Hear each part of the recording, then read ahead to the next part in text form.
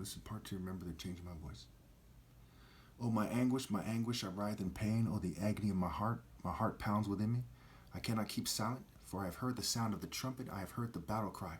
Disaster falls, disaster. The whole city lies in ruins, spiritually speaking. In an instant, my tents are destroyed, my shelter in a moment. How long must I see the battle standard and hear the sound of the trumpet? My people are fools. They do not know me. They are senseless children. Senseless was the word that's used. They have no understanding. They are skilled in doing evil. They know not how to do good. So their martial arts, their churches, their spirit, their communities, they're evil, right? They're cultivating evil. They're skilled in it. They're not cultivating universal pinpointing moral precision. Okay, that's the religion of God, is universal pinpointing moral precision.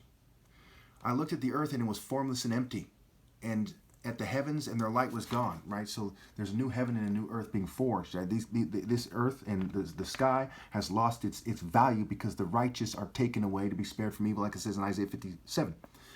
I looked at the mountains and they were quaking. All the hills were swaying. I looked and there were no people. Every bird in the sky had flown away. I looked and the fruitful land was a desert. All its towns lay in ruins before the Lord, before his fierce anger. This is what the Lord says: the whole land will be ruined, though I will not destroy it completely. Therefore the earth will mourn and the heavens above grow dark, because I have spoken and will not relent. I have decided and will not turn back. So the earth is going to be laid spiritually waste. It's useless. It's a waste dump.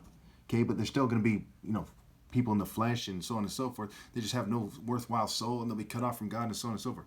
And they won't go to heaven when they die for sure, them and their offspring, what have you. Okay, because they kept being stubborn and choosing to be evil and rebelling against God and so on and so forth. Okay, where was I here?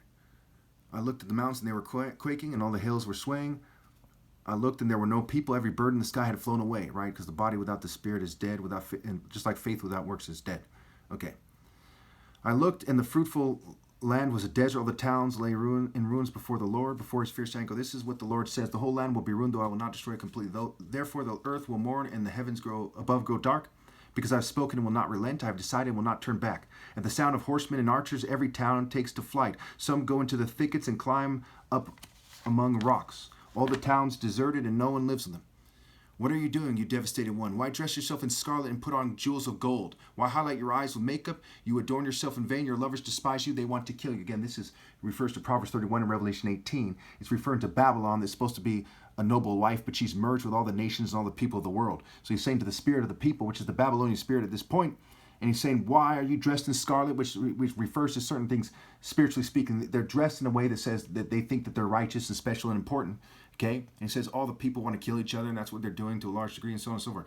I hear a cry as of a woman in labor, a groan as of one bearing her first child, the cry of daughter Zion, gasping for breath, stretching out her hands and saying, alas, I am fainting, my life is given to murderers. And just like it says in Galatians 4, the people who are born in this world are pure evil, and the people who did what God wanted them to do, carry the cross to the point they got killed, are taken to the new heaven and the new earth. And we know that's true because we know God is real, and know God's a God of justice, because justice predates the human race. We see the focus moral intensity in martial arts, and the reason why they can't beat me in martial arts, a $10 million challenge, and on and on. I can go on and on about the reasons why righteousness and justice exist. Look at all the points of references for intensity. The sun versus a mere little light.